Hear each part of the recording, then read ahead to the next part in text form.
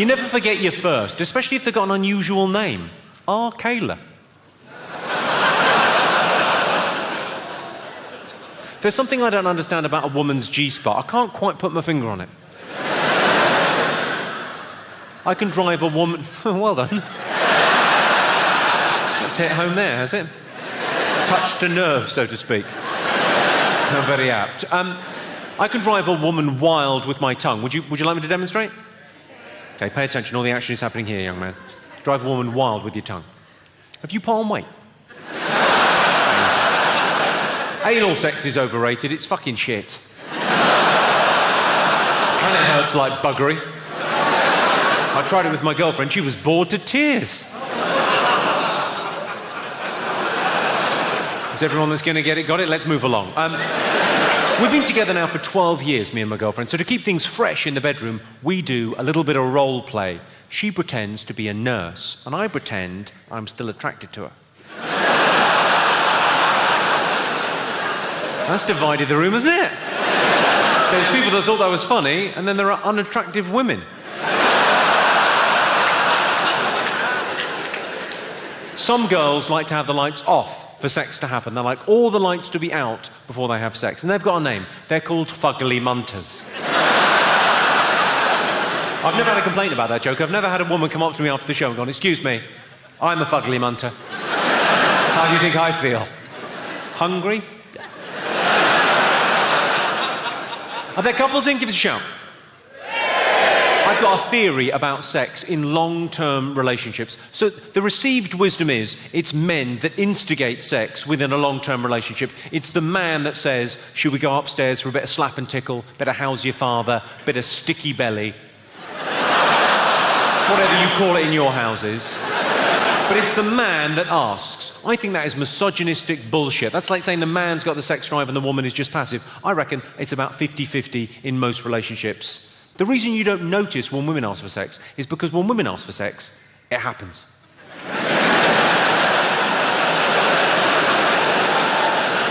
We've got the expression "getting lucky" because we're rolling the dice, ladies. If your woman says to you, "Do you want to go upstairs and fuck?" "Yep." It doesn't matter what else is going on. You could be full of flu. You could have just received devastating news. You could have just been shot in the leg by her. "Do you want to go upstairs and fuck?" "Yes, I do." But sometimes, gentlemen, you'll know this, sometimes in a long-term relationship, you'll suggest becoming amorous with your partner. You'll suggest having sex, and she'll say no. And then she will give you some kind of mercurial, strange reason as to why sex could not occur at that moment in time. And you would like to respond, you'd like to argue back, but you can't think of anything because you can't think at all because all the blood is somewhere else. So I thought, well, why don't we take advantage of the situation we find ourselves in? Why don't we workshop it? What reasons have you heard, gentlemen, not to have sex? And we'll come up with a response. What have you heard? Headache. Tired. Okay, let's deal with those in order. Headache. Easy. If a woman says, "Look, I've got a headache," just say, "I'm going to be right at the other end." I could not be further away from that problem. Also, I'm going to fuck you. We're not doing Sudoku. You're not going to need your wits about you. Tired. Tired is like the modern equivalent of headache.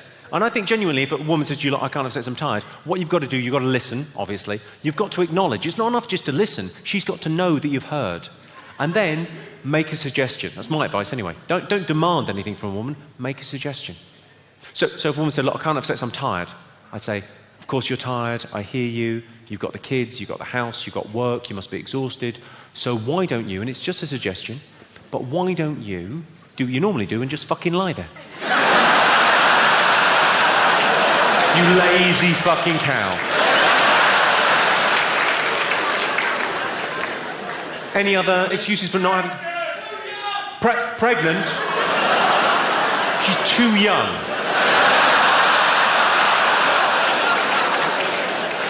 This is a long-term relationship you're in, right? She said, "I really can't have sex with you, I'm too young." Yeah. What was that one? Pregnant. Are you trying to nudge her towards a three-way?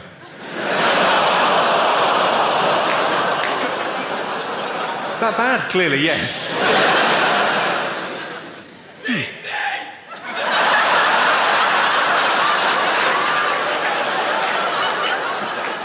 don't want to alarm anyone, but we've got a pirate in the house.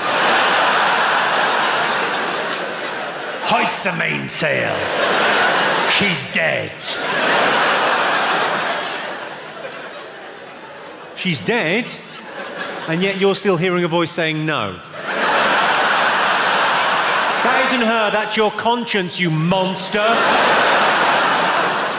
Go on, any other excuses for not having sex?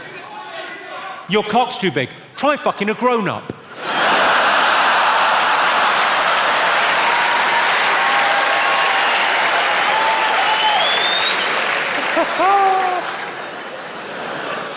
Any other?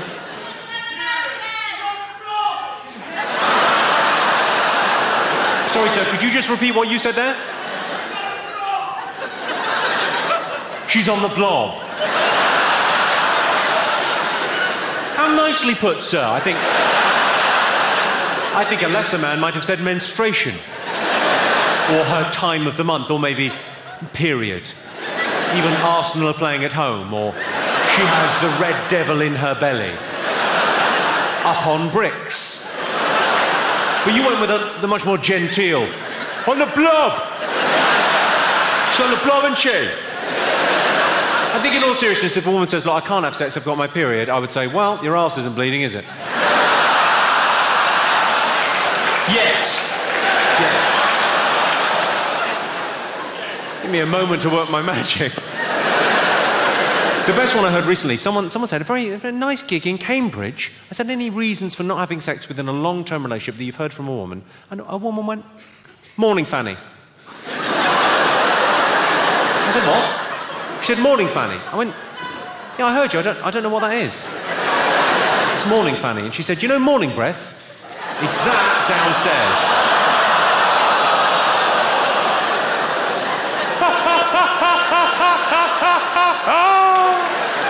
Morning fanny, who knew?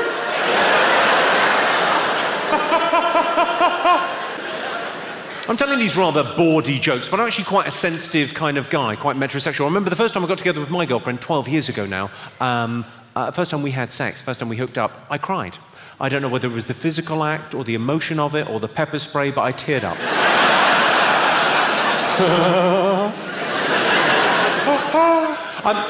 People do weird shit sexually. Should we talk about some of the weird shit people do? Gerontophiles, if you're not familiar with the term, gerontophiles are people that find the very elderly sexually attractive.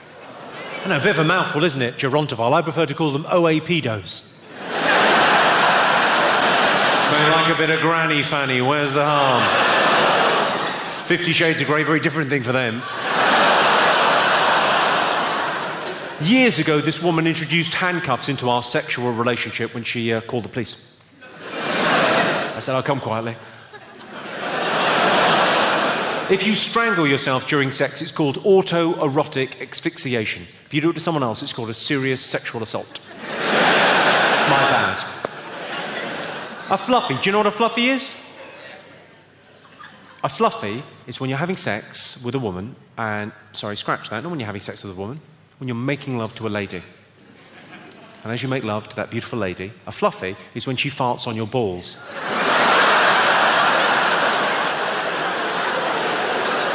Couple of quick things. Firstly, really? That's happening enough that we needed a special term for that? And secondly, how do you ask for that?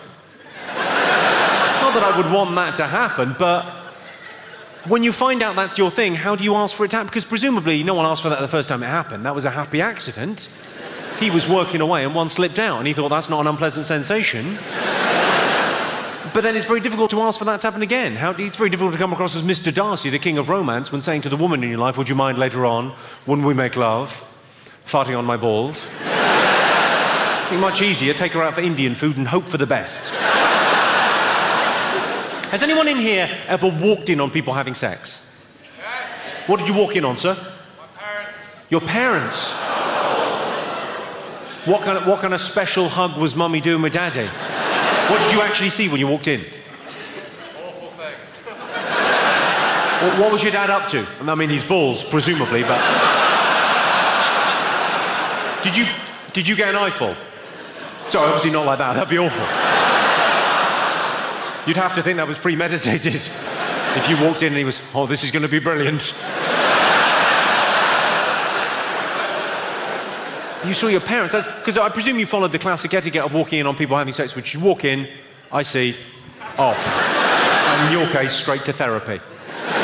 Has anyone else walked in on people having sex? Yeah. Go on, what you walking on, sir?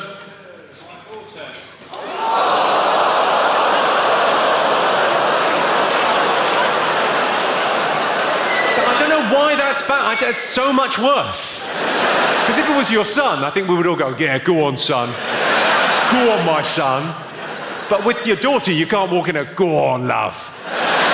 Oh, you look like you're fucking loving that.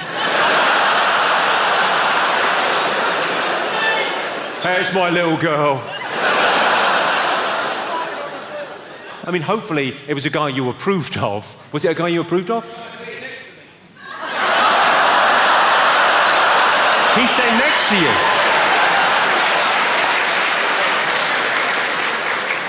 I hope you obeyed the etiquette. You walk in, you walk out straight away. There's certain things that people do sexually, though, that could not be a response. Are we all familiar with the rusty trombone? This is sexual practice whereby a lady is kissing a guy's arse. I don't mean that metaphorically. I mean that in a far more literal and rimmy type sense. And as that's going on, she's also administering a hand job. So there's this movement and the pursed lips. Well, you can see how they got to rusty trombone. I've got no problem with the name per se. My question is, if you walked in on people doing that, what would your response be?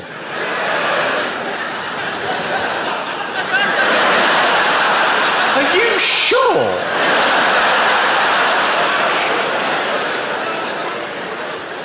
Got a question for the ladies. All women I know have got a very clear line. On one side of the line, things they're happy, confident, comfortable, and enjoy doing sexually with a loving partner. On the other side of the line, things they've been asked to do that they've said no. What I would like to know, ladies, is what have you been asked to do that you've said no? I don't mean like reverse park or wash up.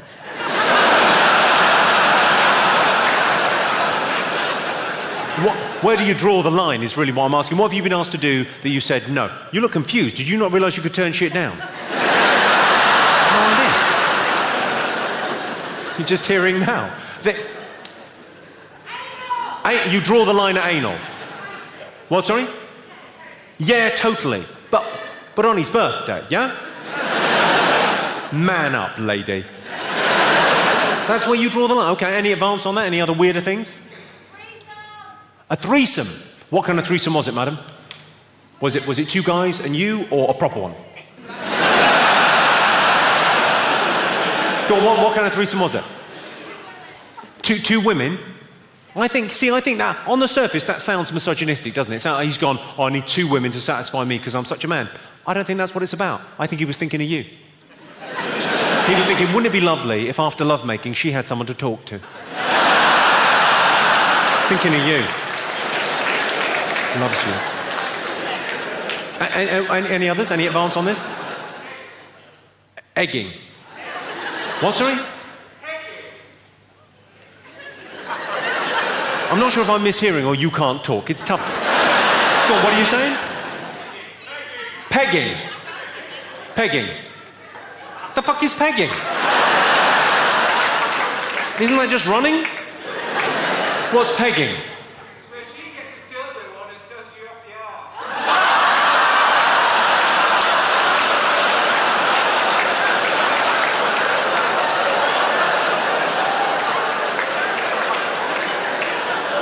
Do you mean foreplay? and she wouldn't do that, sir. What a prude.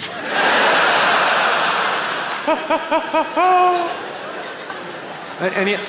Blumkey. Blumkey. What's a blumkey? When you give a guy a blowjob while he's having a shit.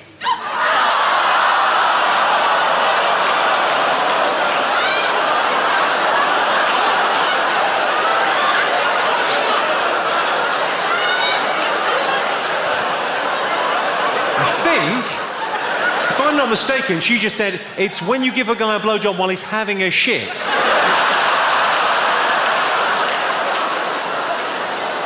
And sorry, madam, a guy asked you to do that. You know what, though? I admire that guy. Because that's what made this country great. That's what made civilization great. Daring to dream. There's an optimistic man. Oh, I'm having a shit. I've had loads of shit. It's pretty boring. What about... this whole area's free. It's all going on back here. At what point in the relationship did he ask for that? The end.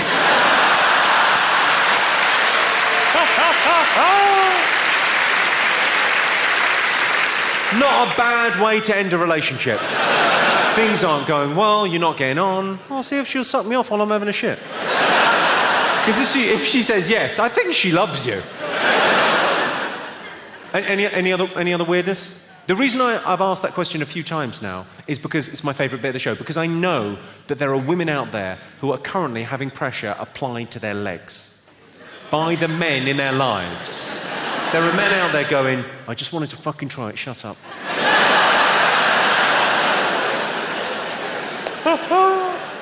The weirdest one I heard about recently from an audience member was a Simba. Have you heard of a Simba?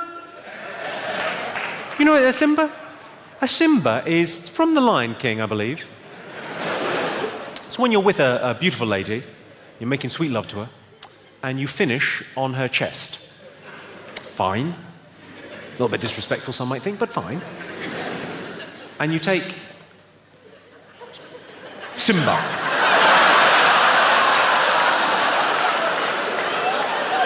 Bringing a little Disney magic to the bedroom.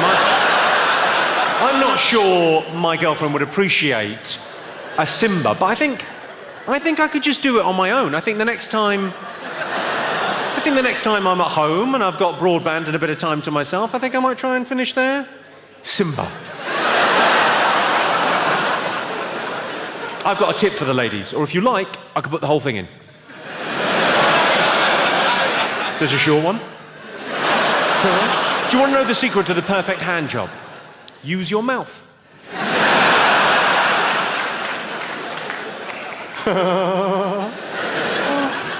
I left my last girlfriend because she got really fat. I'm pregnant, there's always an excuse. Breastfeeding in public, does that annoy anyone else? Annoys me, the baby's head gets in the way, you can't see a fucking thing, can you? Now, no one likes having their parenting technique criticised, but would you agree with me that 7 is too old to be in a pram? Would you agree with that? Yeah. Would you have said anything? Because I said as much. It's a wheelchair, is it?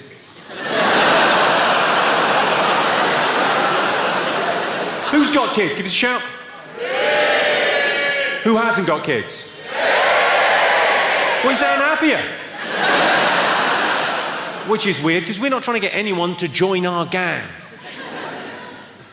People with kids never stop going on about it, especially when you're my age. People with kids, join us. Join us. We're so happy. You don't look happy, you look tired. Join us. Who's going to take care of you when you're old? Medical professionals. I've got to go now, I've got to have 12 hours sleep. Not even tired. Of course, the pill revolutionised the way that women control their bodies. Before its invention, our poor nanas had to take it up the wrong one. Or face falling down the stairs. In a hot bath, drunk on gin with a coat hanger chaser.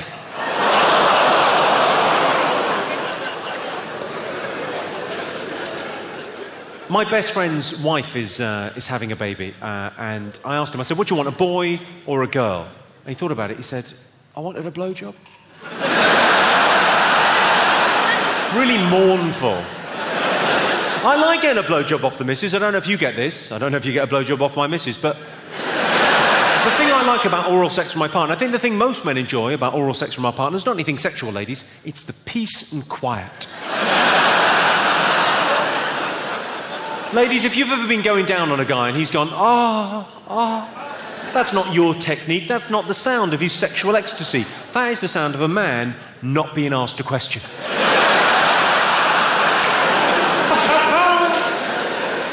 I would think about adoption. I don't have kids, but if I had kids, I think I would have them adopted. People criticise Madonna, but the kid she adopted, fair trade.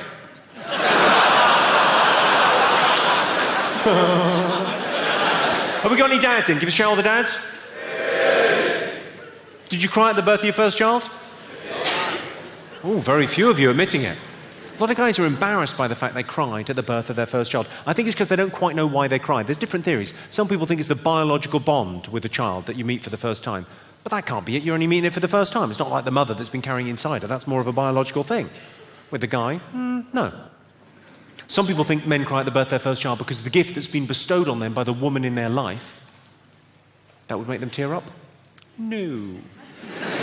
I think the real reason most men cry at the birth of their first child is because they see what the little shit's done to the missus. Oh, no. Now she's got a vaginus.